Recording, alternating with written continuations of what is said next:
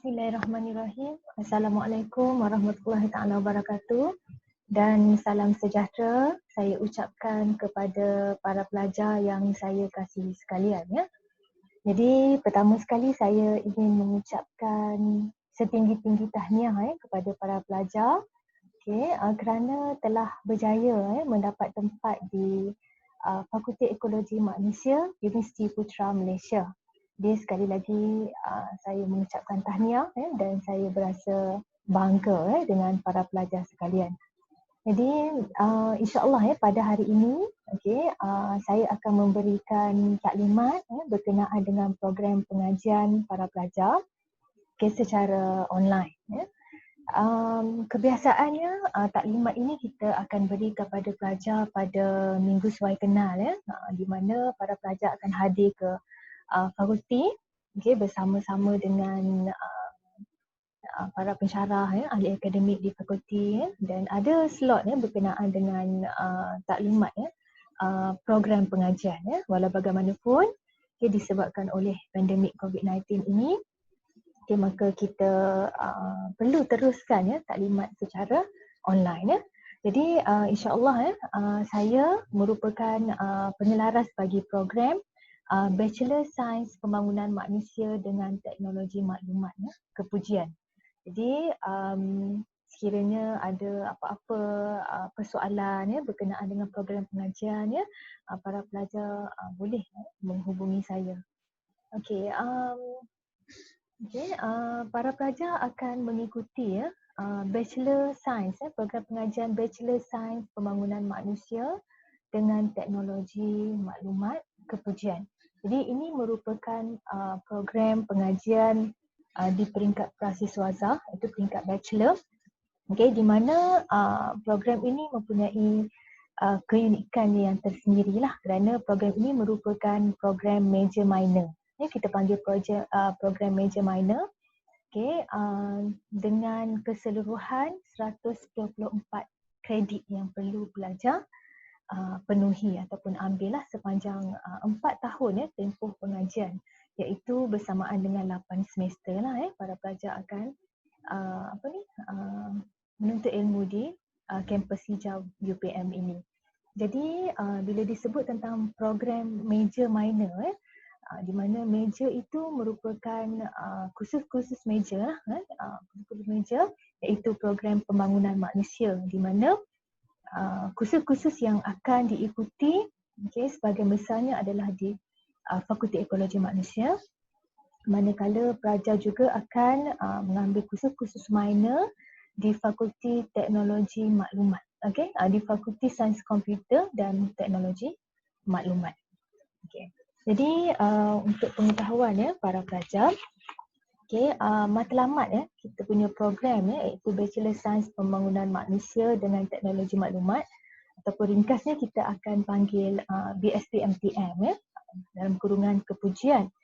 Adalah untuk menghasilkan graduan yang kompeten dalam bidang pekerjaan yang berkaitan dengan sains pembangunan manusia dengan teknologi maklumat. Yang kedua, kita juga berharap program ini dapat menghasilkan graduan yang berkebolehan menjalankan penyelidikan dalam bidang sains pembangunan manusia dengan teknologi maklumat. Dan yang ketiga, pelajar ataupun graduan berupaya menjadi pegawai atau pengusaha yang beretika dan berintegriti dalam bidang berkaitan sains pembangunan manusia dengan teknologi maklumat. Ini antara matlamat program kita di mana di akhir selepas 4 tahun para pelajar berada di Fakulti Ekologi Manusia UPM, kita berharap graduan-graduan yang kita hasilkan ini mempunyai kompetensi dalam bidang pekerjaan dalam bidang penyelidikan ataupun menjadi seorang pegawai ataupun pengusaha yang berkaitan dengan program sains pembangunan manusia dengan teknologi maklumat.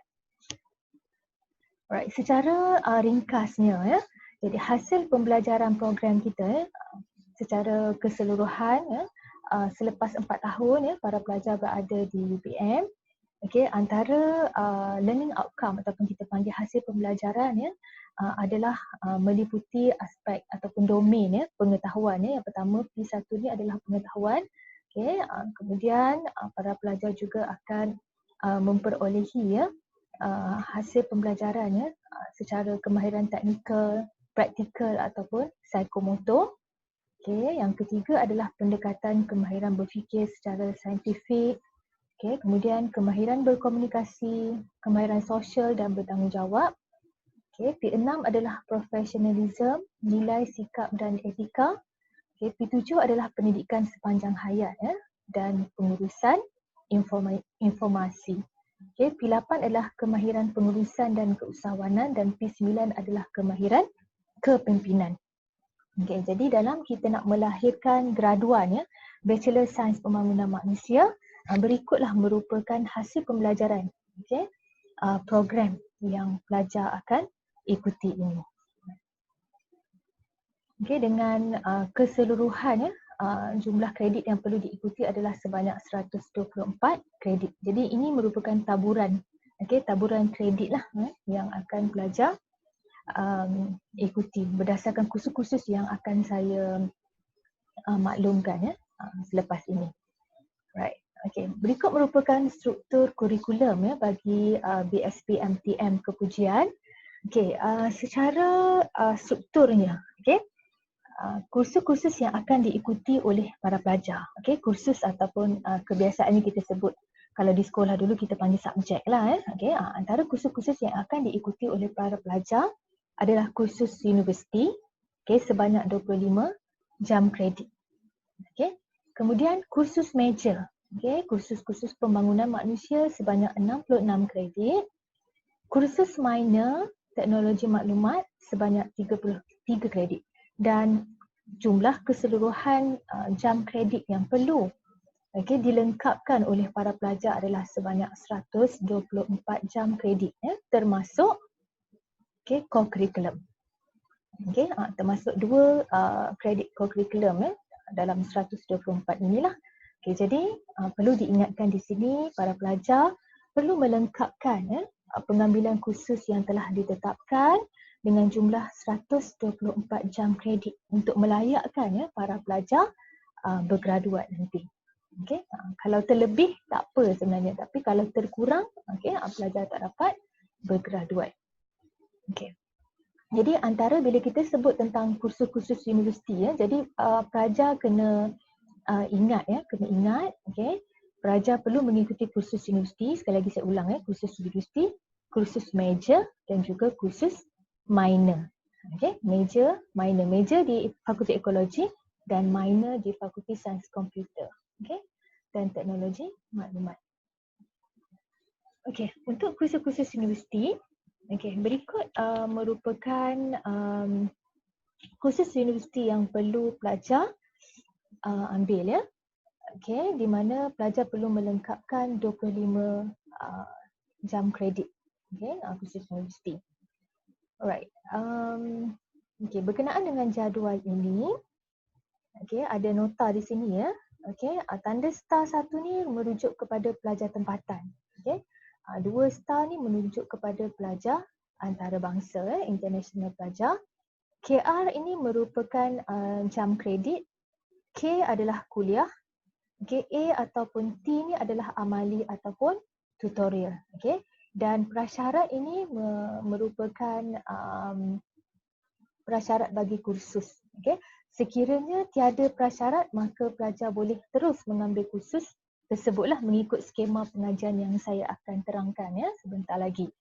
Walau bagaimanapun, sekiranya ada prasyarat, maka para pelajar perlu penuhi kursus yang dinyatakan itu dahulu sebelum mengambil kursus tersebut.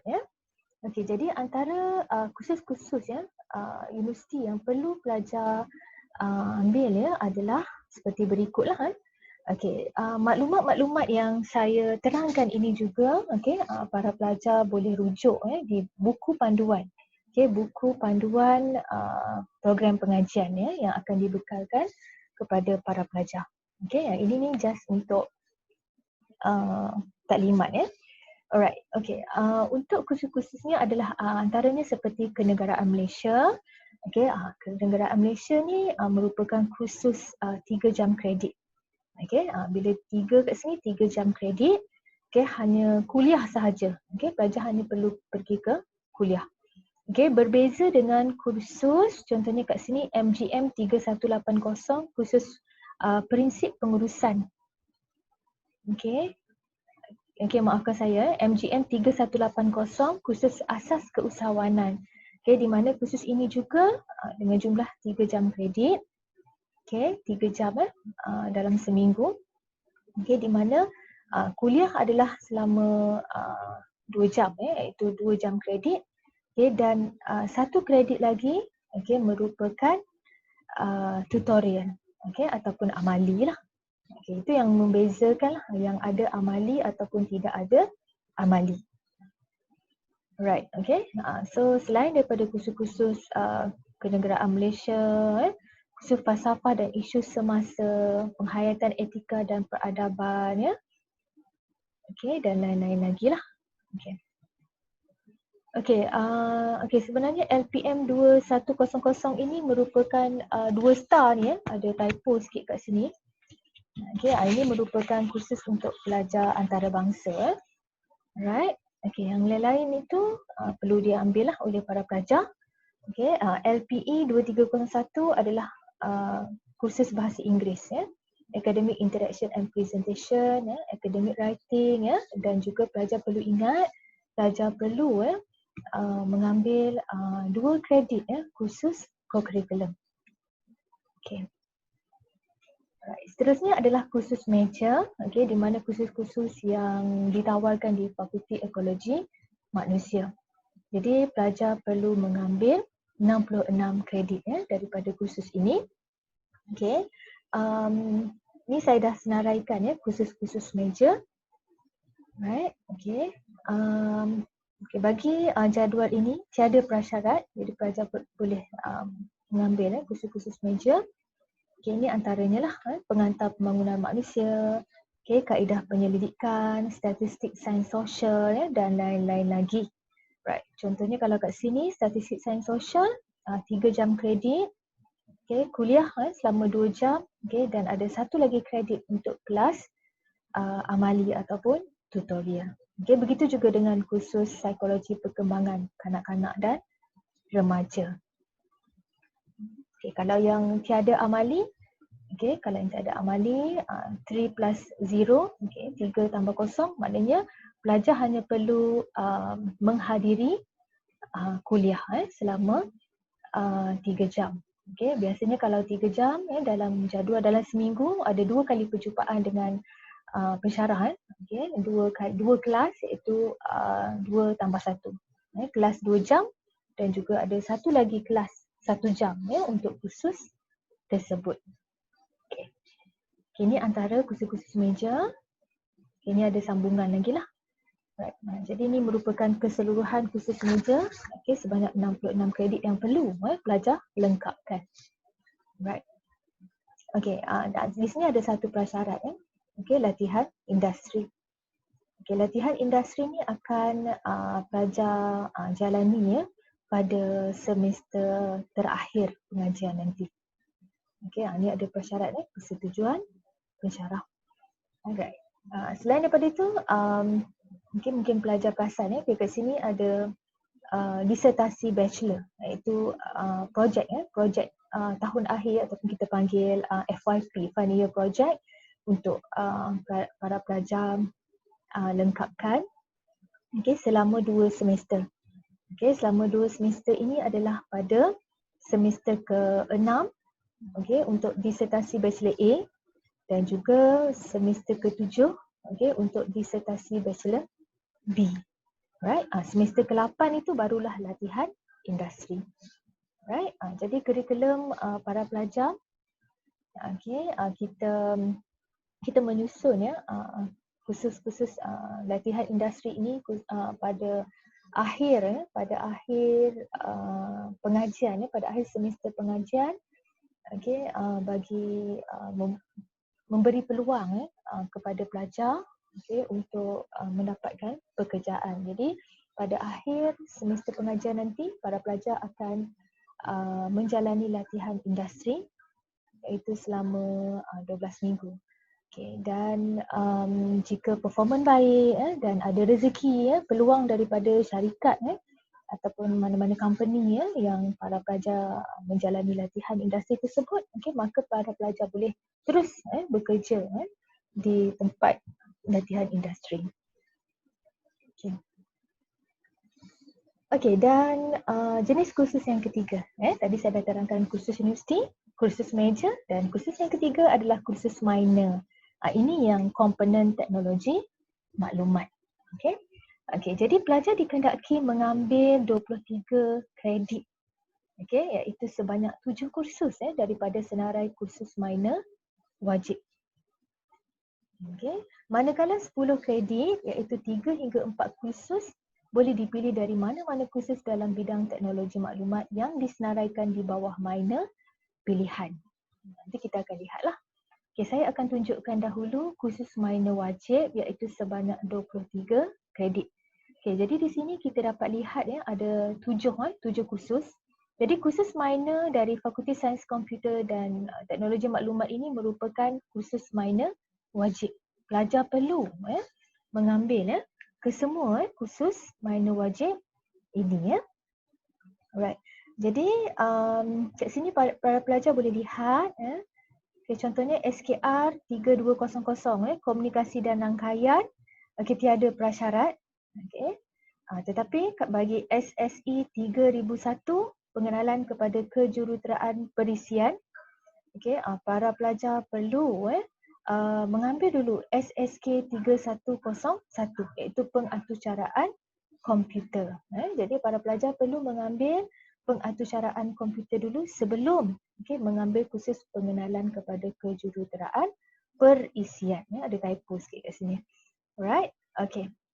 Begitu juga dengan kursus-kursus lain lah. Yang mana kalau ada prasyarat, jadi para pelajar perlu mengambil dahulu kursus-kursus yang dinyatakan. Ini maklumat-maklumat ini para pelajar boleh dapati daripada buku panduan program pengajian.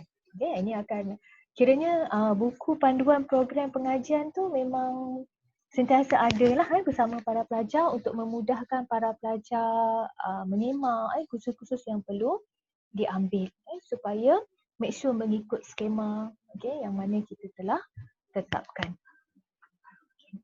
Okay, seterusnya adalah kursus minor pilihan. Tadi kursus minor wajib, ini kursus minor pilihan.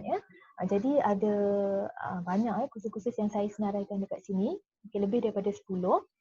Tetapi pelajar perlu mengambil 10 kredit. 10 kredit maknanya 3 hingga 4 kursus.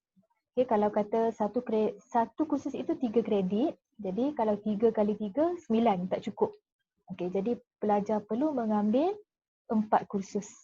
So 3 kali 4, 12. So dah lebih lah daripada 10 kredit. Kurang tak boleh.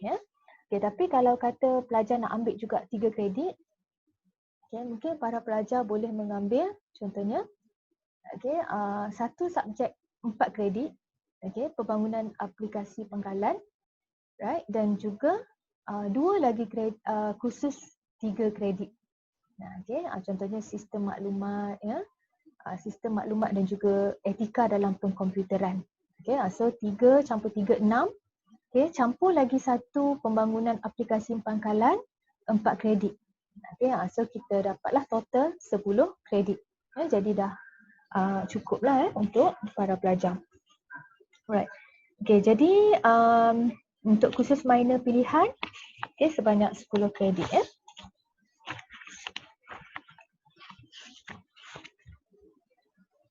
Alright, ada nota penting kat sini. Pelajar diwajibkan memilih 2 kredit daripada kursus kurikulum yang ditawarkan oleh universiti.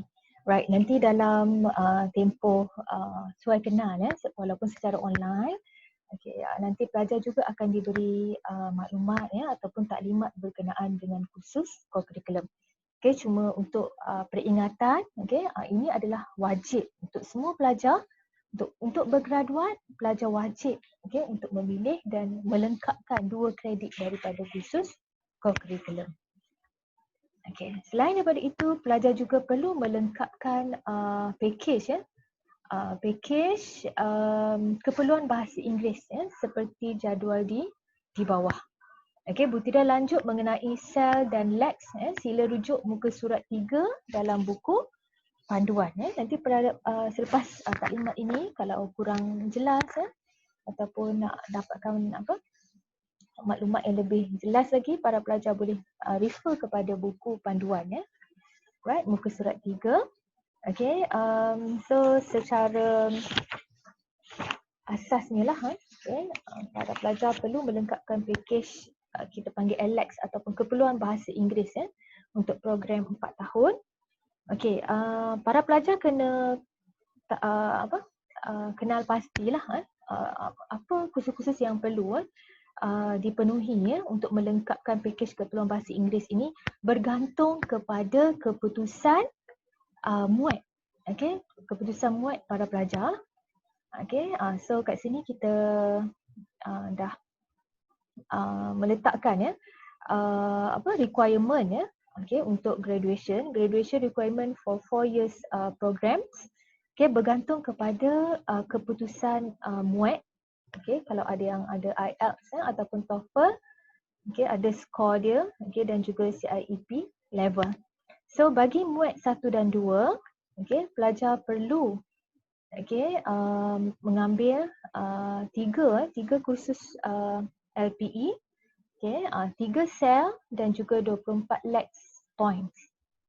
Okey, bagi yang MUAT band 3 dan 4, okey, ataupun yang TOEFL 500 ya, skor hingga 599, IELTS dengan 5.5 hingga 6.5 ataupun CIEP level 108 hingga 109, okey, perlu mengambil 2 LPE, 2 sel dan juga 24 lex point. Okey, bagi band 5 dan 6, okey, para pelajar perlu mengambil 2 LPE, 1 sel dan juga 24 lex points atau 1 LPE, 1 sel, 24 lex point dan 1 bahasa global. Right? Okay. Nanti kursus-kursus yang akan diambil ini, LPE ni merupakan kursus yang ada kredit lah. Okay. Dan perlu dipenuhi dalam nak melengkapkan yang 124 kredit itu iaitu kursus universiti. Okay. Para pelajar boleh tengok balik senarai kursus universiti, dia ada kursus LPE ya. Okey, contohnya LPE 2401 iaitu Reading for Academic Purpose, LPE 2301 Academic Interaction and Presentation, LPE 2501 Academic Writing dan lain-lain lagi lah. Right. Okey, so saya tunjukkan skema pengajian untuk bahasa Inggeris. Okay, ni so kita dah taburkan semula lah mengikut keputusan katakan MUAT band 1 dan 2, MUAT band 3 dan 4, MUAT band 5 dan 6. Okey, jadi para pelajar perlu mengambil kursus-kursus bahasa Inggeris ini, okey, seperti yang kita sarankan. Okey, contohnya kalau untuk LPE 2401, okey, merupakan kursus Reading for Academic Purpose. Alright.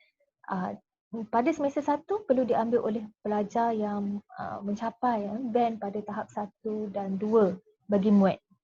Okey, tapi bagi pelajar band 3 dan 4 MUAT, okay, tak perlu ambil LPE 2401 tetapi perlu ambil 6 lex point. Begitu juga dengan MUAT 5 dan 6. Okey, semester kedua yang MUAT 1 dan 2, okey, kena ambil 6 lex point ataupun sel okey 2102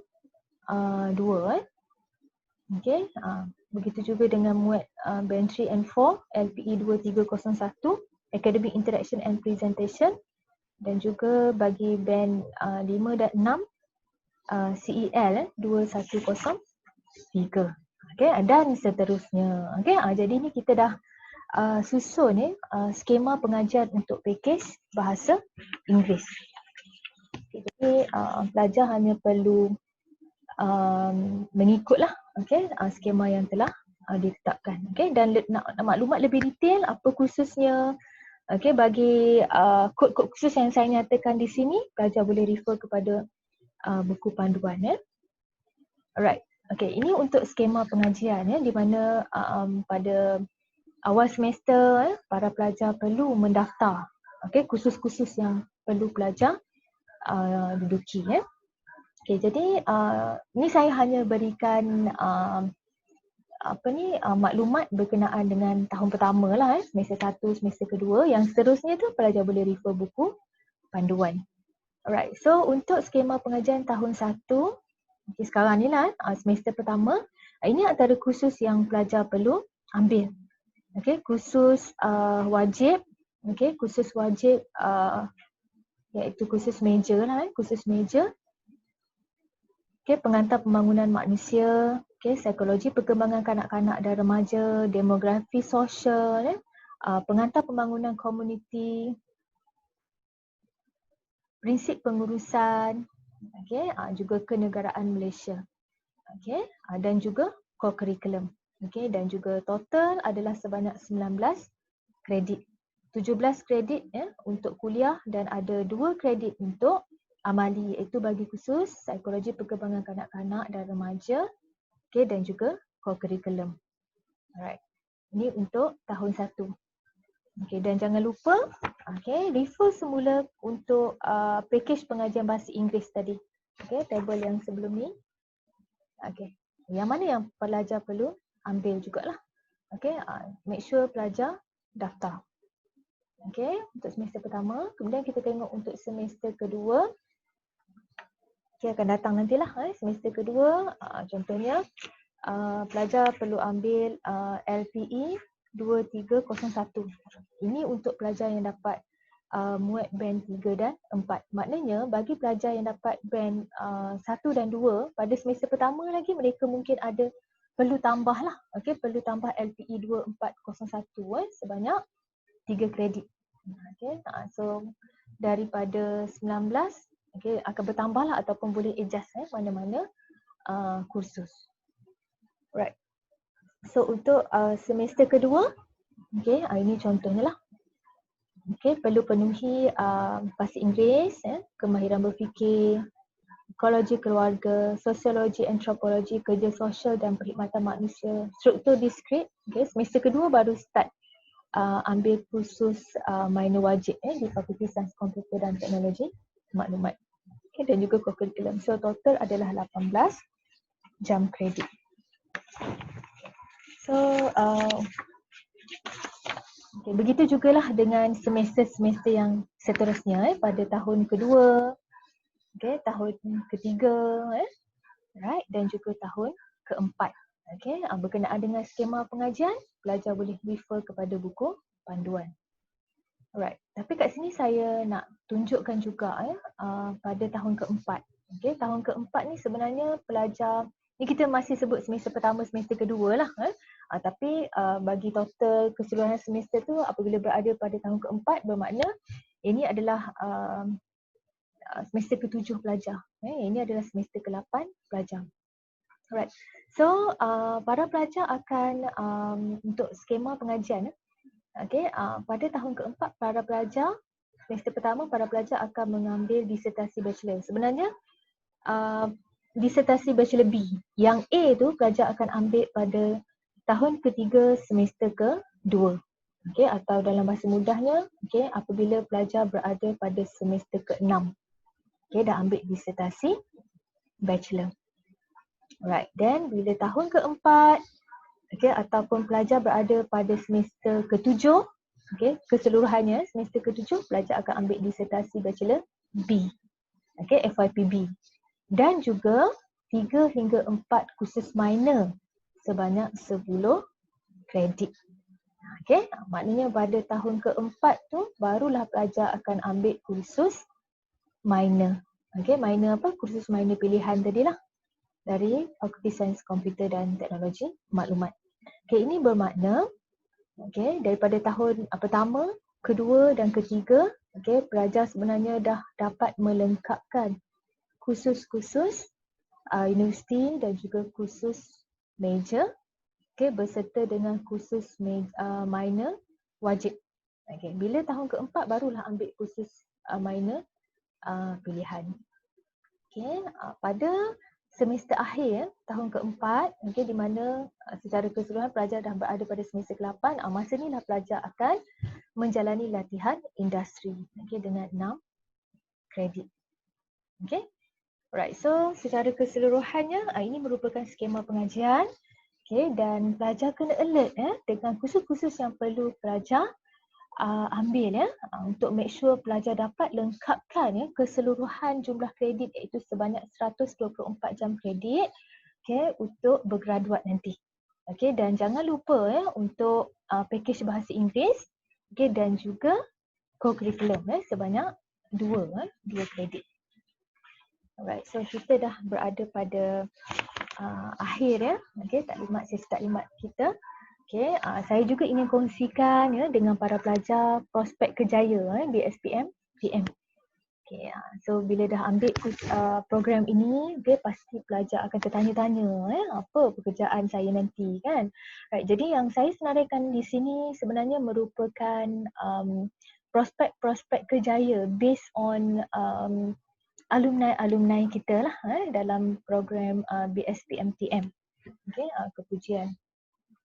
Right, jadi antara kerjaya-kerjaya yang boleh pelajar pohon nanti adalah pegawai pembangunan masyarakat, okay, pegawai penguatkuasa, pegawai teknologi maklumat, pegawai pengaturcaraan komputer dan perasian, okay, pegawai takbir, pegawai pengurus sumber manusia, okay, pegawai penyelidik, okay, tenaga pengajar dan juga usahawan. Dan ada juga sebenarnya pelajar-pelajar kita ataupun alumni kita yang mendapat tempat sebagai PTD pegawai takbir diplomatik.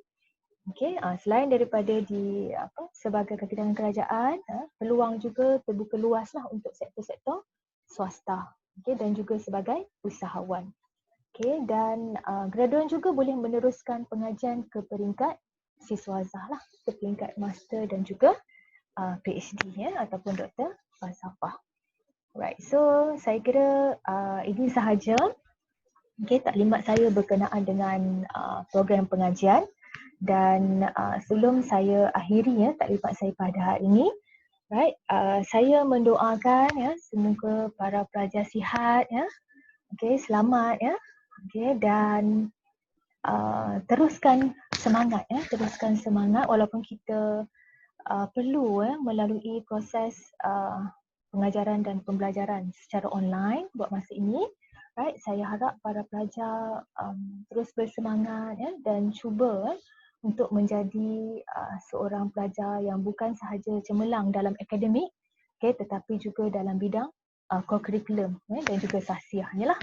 Right, jadi banyak pengalaman okay, yang para pelajar boleh perolehi sepanjang 4 tahun berada di kampus ini. Okay, jadi pilihlah kawan-kawan yang dapat membantu para pelajar dan cuba dekati diri dengan para pensyarah supaya banyak ilmu yang dapat para pelajar perolehi. Selain daripada ilmu, pengalaman tu juga sangat penting dan mudah-mudahan dengan keputusan yang cemerlang yang bakal pelajar perolehi selepas 4 tahun berada di sini, mudah-mudahan para pelajar dapat kerjaya yang baik lah. Right. So saya kira itu sahaja untuk taklimat ringkas saya pada hari ini, dan sekiranya ada apa-apa pertanyaan para pelajar boleh email saya lah itu m_azlina@upm.edu.my. Dan juga boleh refer kepada pejabat Fakulti Ekologi Manusia. So itu saja daripada saya. Saya sudahi dengan wabillahi taufiq wa hidayah. Wassalamualaikum warahmatullahi taala wabarakatuh. Terima kasih.